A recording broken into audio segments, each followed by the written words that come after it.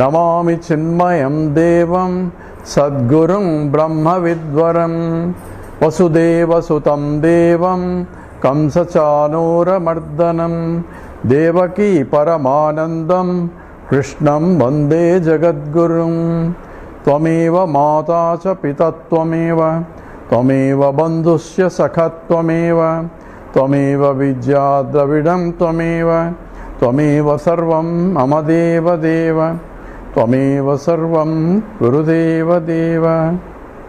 Hari Om. We are doing the 11th chapter of Panchadasi. It deals with the deep sleep state, and the chapter Vidyaranya calls it as Brahmanande Yoganandaha. So, he is discussing the types of happiness that one gets, and he classified it as three types. One is the Vishayanandaha, one is related to the happiness that one gets when their desires are fulfilled through sense objects. That's called Vishaya, means sense objects here, and that is at the lowest level. The second level that he puts is the Ananda that one gets due to the discovery of knowledge. Here we are talking about the objective knowledge.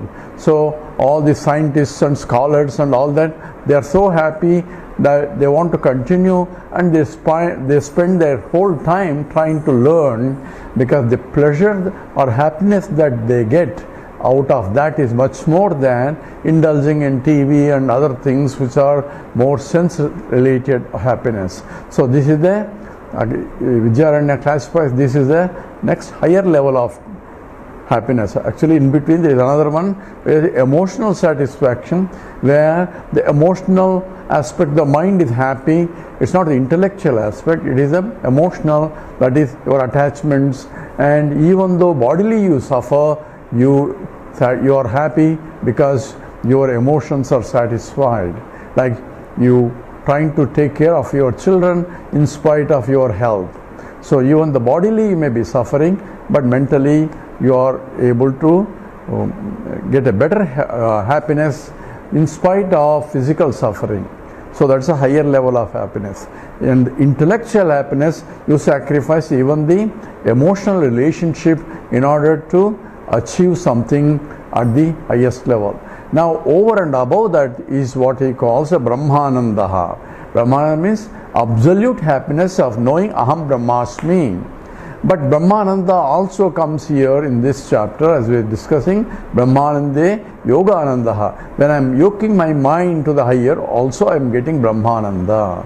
And here the discussion is about deep sleep state. And what happens in the deep sleep state? As we discuss, the Annamaya Kosha merges into Pranamaya, or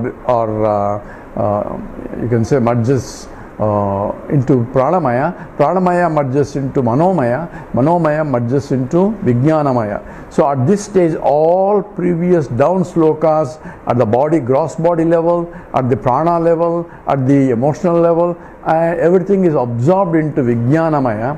And Vijnanamaya now, with all this external or the because senses go outside only, so all objective knowledge and objective happiness that we have been discussing are all folded, and therefore it is called Prajnana Ghanam. So here now we are discussing how Upanishads talk about, because we cannot say any other way how to analyze the deep sleep state. Even the objective scientists have no tools other than they may put electrode and say there are some waves, and that is only measured by somebody is awake, and they will tell through the brain, in the brain some kind of beta waves or alpha waves or whatever waves, and that's only characterization of the electrical charges only, nothing to do with the deep sleep state. That may be what's happening at the physical level, but when I say I slept very well, I enjoyed sleep, so all my problems are dissolved, and that state is being utilized by Vedanta as a means to prove that I am there in spite of all that. And the Mandukya Upanishad And he said Mandukya and Tapaniya Srutyeshu is Sputam. So this has been explained clearly in the Mandukya Upanishad and the Tapaniya Upanishad. This is why the Vedanta is a pramana, because you cannot get any other way the knowledge here. But how did this Vedanta is able to? Number one, it is called Apaurushayam. It's not written by human being.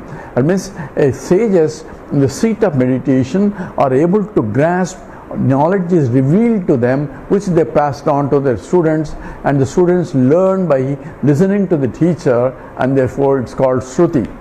And they passed on to their students, and so on. It's handed over by word of mouth until Vedavyasa, thinking that it will get lost, he put that whatever that has been coming in has been passed on by word of mouth, has put into Vedas, and that's called 4 Vedas, as the Vyasa not composed it, he edited into 4 Vedas. Therefore, the Upanishads become the fundamental means of knowledge of the knowledge of the things that we cannot know anything other way. Not by objective scientists, because it's not an objective. Tools are not valid in that state, because even objects are closed there. So Vijnanamaya has been closed. So what does Upanishad say? So he's now quoting from the Mandukya Upanishad. In the 68 we covered, say Eki Bhutaha Sushuptastaha Prajnana Ganatam Gataha Anandamaya Anandabhuk Chetomaya Vrittibihi. So this is the description of the deep sleep state, and that's called in the 3rd state in the Mandukya Upanishad, and that is 3rd Padam is called the sleep. And interestingly, there he talks about both the from the Vyashti level and from a Samashti level. That is from the individual level what happens at the sleep, and from the collective level when the whole universe sleeps, or means Ishvara himself sleeps, what happens there also. That both are being discussed, because in the Mandukya Upanishad, at every pada, every state of consciousness, in the waking state and the dream state and the deep sleep state, both from the point of individual and the point of collective or micro and the macro states are being described. And for that only Mandukya Upanishad is the most scientific Upanishad that one can find. Here we are talking about, says Eki Bhutaha Sushuptastaha Prajnana Ghanatam Gataha. So he using the words Eki Bhutaha Sushuptastaha, in the one who is in the state of deep sleep state. Prajnana Ghanatam, he has a constant awareness, nothing but pure consciousness. So that Prajnana Ghana has been taken one as word to explain in the Sloka 70 that we covered. It says Prajnanani Pura Buddhi Vrittayoho Atha Ghano Bhavet. So Prajnanani Pura Buddhi Vrittayaha Atha Ghano Bhavet. Ghanatvam Himabindunam Udagdesha Yatha Tata. Udagdeshe Yatha Tata. So Prajnanani Pura Buddhi Vrittayoho Atha Ghano Bhavet. So what is Ghanatvam? So Jnana Ghanam was the word of the Upanishad.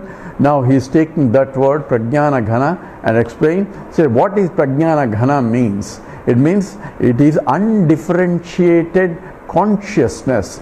What is differentiated and undifferentiated? Before I go into deep sleep state, I am in the waking state and the dream state, and in those states there is a differentiation of subject and object.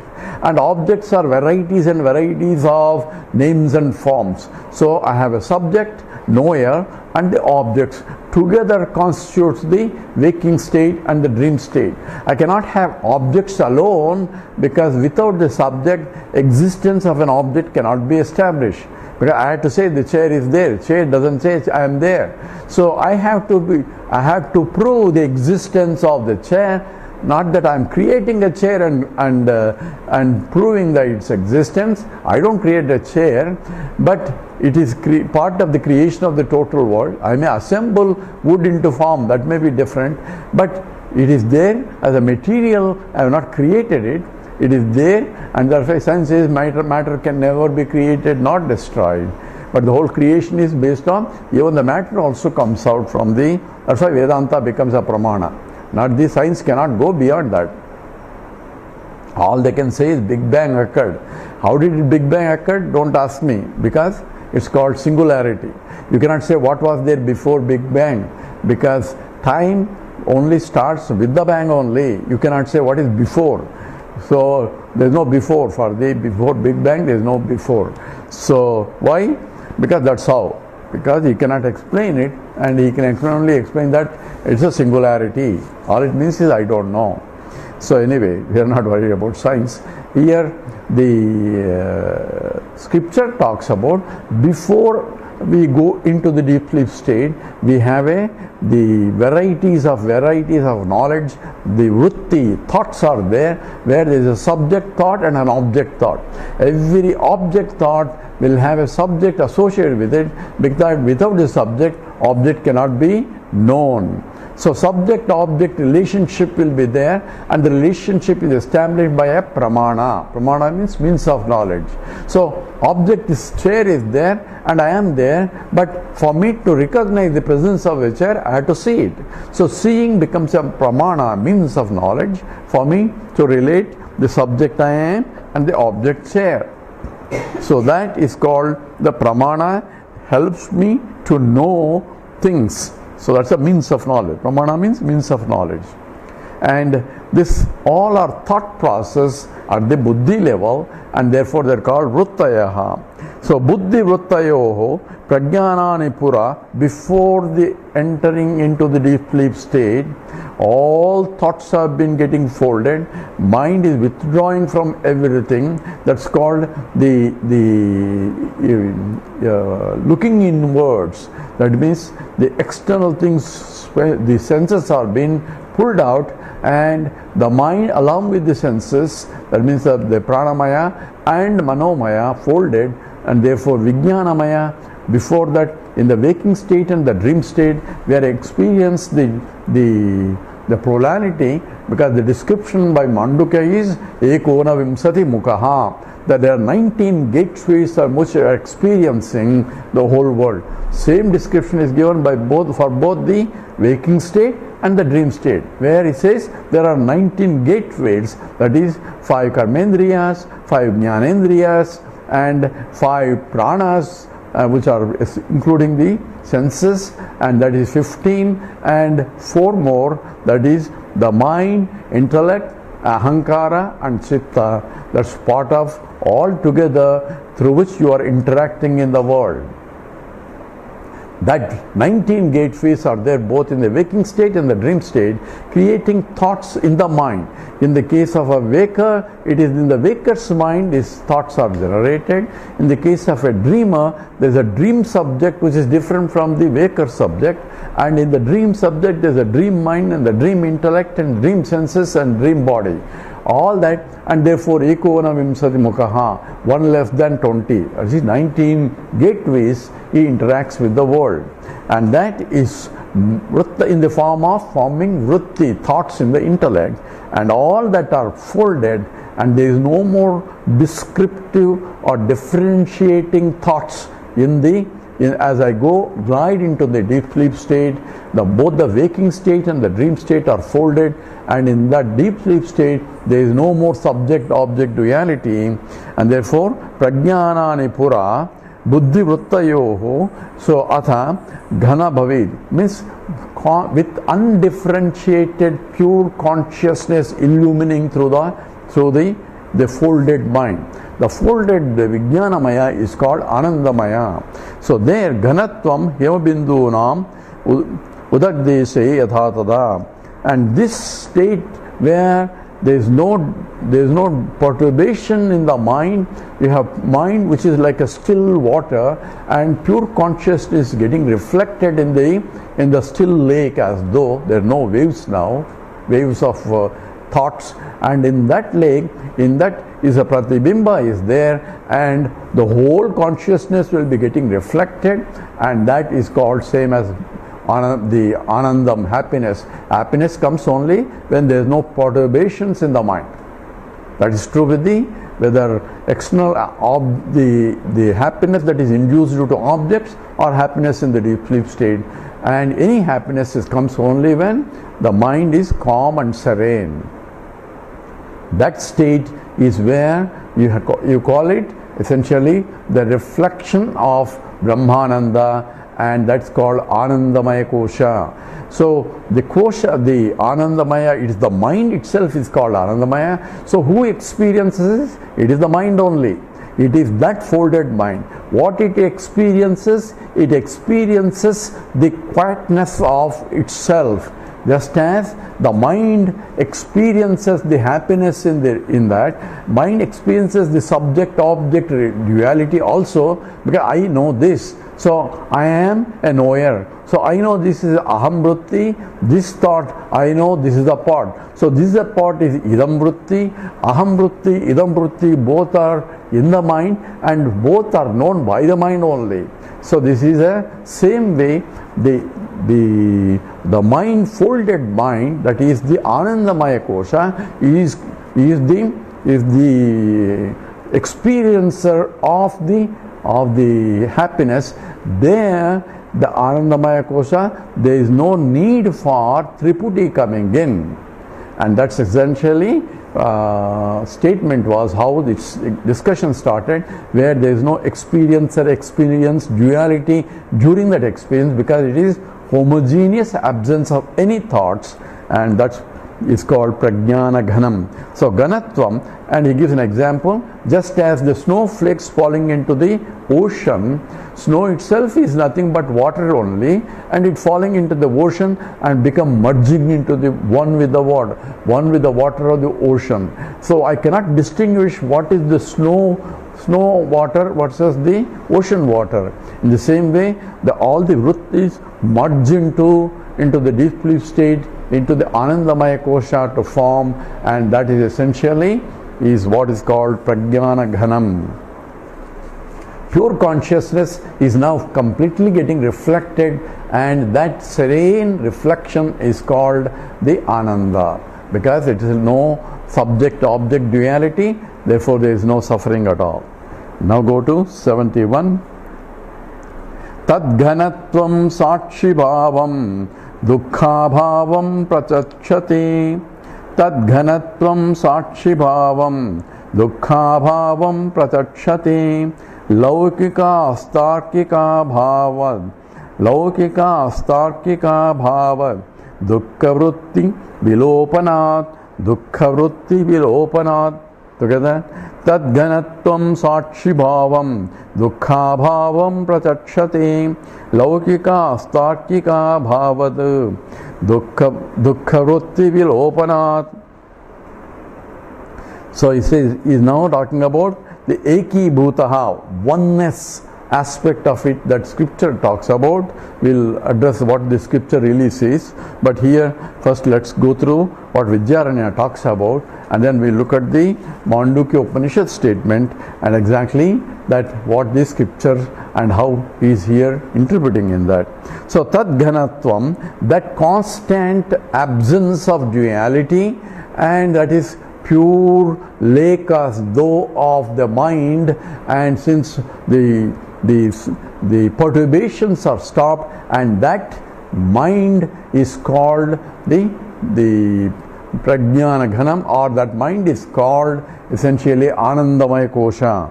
So that Ghanatvam, Sakshi Bhavam, so that oneness of that with the consciousness reflected in the pool of mind without any perturbations, and that's called Sakshi Bhavam. It is known as Sakshi. It's so known as witnessing consciousness, and Sakshi in the Vedanta, and whereas Laukikaha, the common people, as well as Tarkikaha, these logicians also. So both logicians and the common people put together. So they call Tarkik is also just common people. It is called Yavat because it's called Prachachate. It's called Dukkha Abhavam. It's called absence of sorrow. So how do they describe the deep sleep state? It is the absence of suffering. That's all. So I slept very well. I didn't suffer. I'm happy. So absence of duality is considered as absence of sorrow. And that's how normal people is, I slept very well. I'm happy that I slept very well. If you don't sleep very well, you get perturbed. And if you don't sleep and you want to sleep and you can't sleep, then you take medicines in order to sleep. So people who take drugs and all that, what do they want to do? They want to get stoned. That's what they call stoned.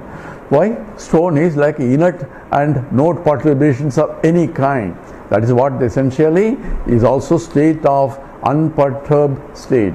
And without drugs, without that, a healthy man also wants to sleep. Even a jnani wants to sleep as he is tired of the subject-object duality that he is playing. For the other people, that's real. For Mahatma, it is only Mithya. So even Mithya one gets tired.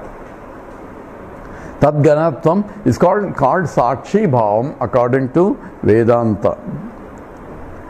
Laukikaha, Tarkikaha, Dukkha Abhavam, absence of sorrow, Prachachate is called Yavat because Dukkha Vritti Vilopana, because of the absence of the suffering, therefore it is called the absence of suffering. Why there is absence of suffering? Because there is no subject-object duality. This is important because it's an Advaita.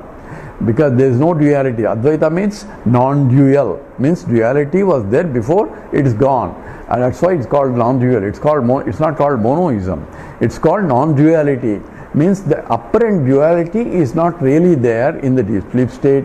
And if I can get that understanding even waking itself, then that is called non-dual philosophy, where a realized person sees in and through reality as it's not really real, it's only apparently real.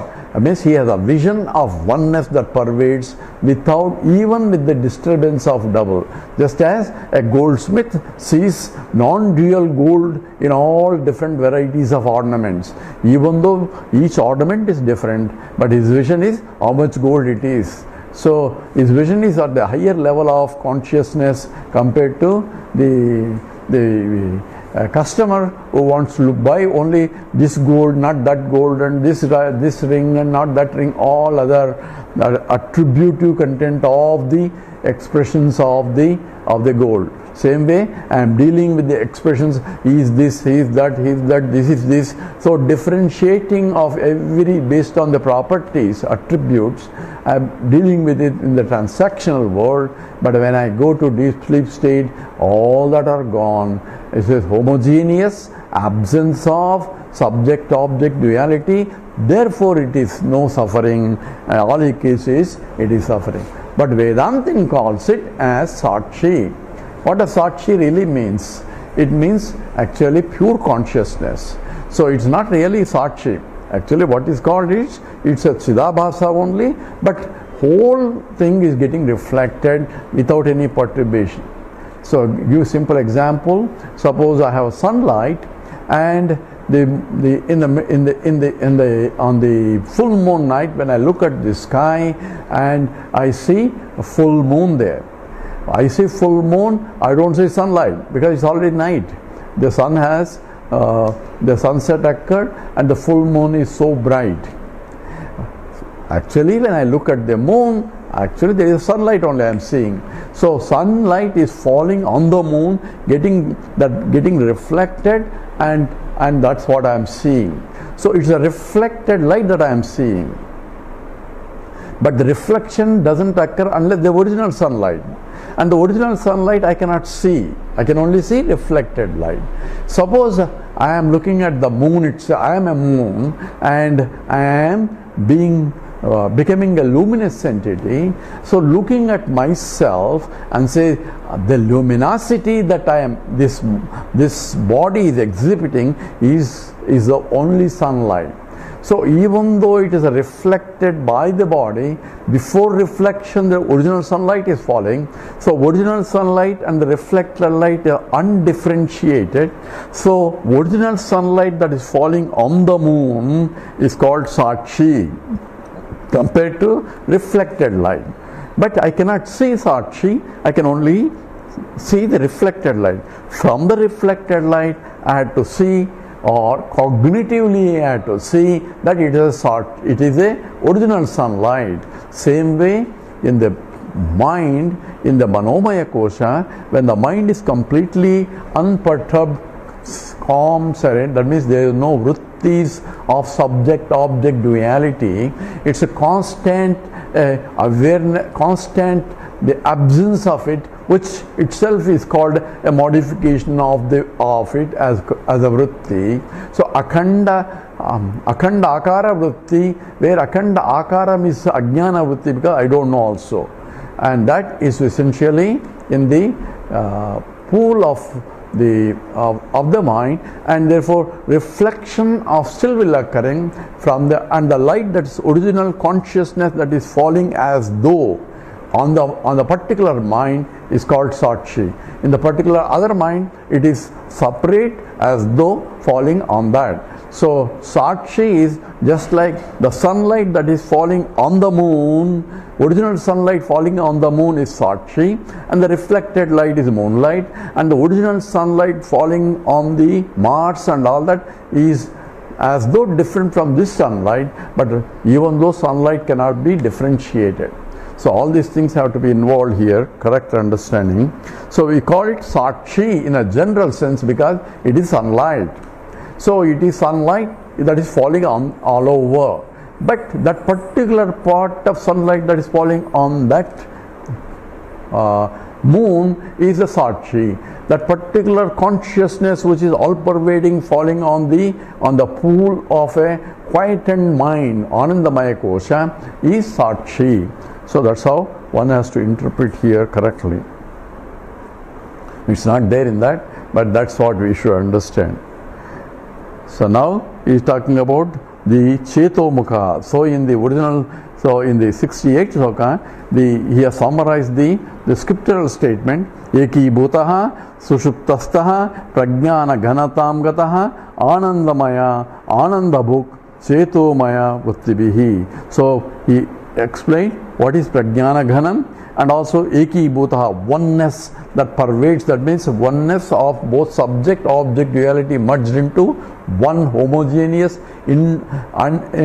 indistinguishable, and therefore there is no dukkham, there is no suffering. So absence of suffering is the presence of the absence of subject object duality.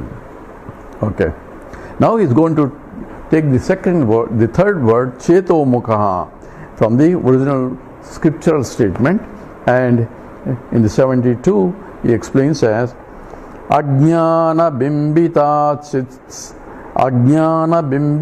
chit syat mukamananda bhojani bhuktum brahma sukam tyaktva bhuktum brahma sukam tyaktva bahiryat yatha karmana together. Ajnana bimbita chit syat mukamananda bhojani bhuktum brahma sukam tyaktva bahiryat yatha karmana. So ananda bhojani. So in experiencing the Brahmananda, bhojana means experiencing that Brahmananda means we can only experience when the mind is calm, and that reflected light only we can experience. So Ananda Bhojani, experience of the bliss.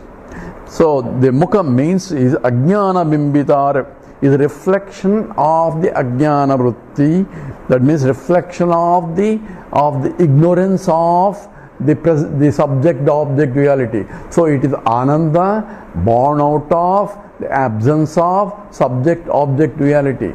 Same Ananda people try to get by Samadhi, where one is to suppress the mind, Chitta Vruddhi Nirodha, where one suppress the Chitta Vritti, all the subject-object duality has been suppressed, and what has happened to the mind? Mind is free from subject-object duality by the process of yogic process. But there also what? There is also Anandamaya Kosha only.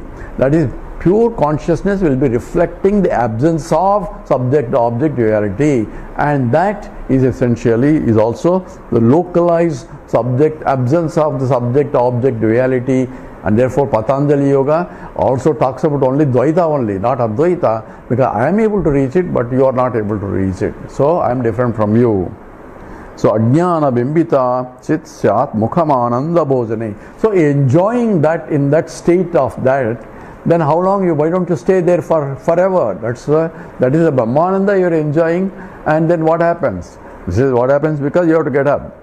It says Bhuktum Brahma Sukham Tyaktva. He has to give up that, and then Bahiryam Chatakarmana, because of the karma or vasanas of the actions that are done in the past will propel you to get up, because you need to exhaust those vasanas. Therefore one comes back to waking state again, and that we'll go analyze a little bit more, and in fact discussed in the next few slokas, and before we take up the Upanishad statement.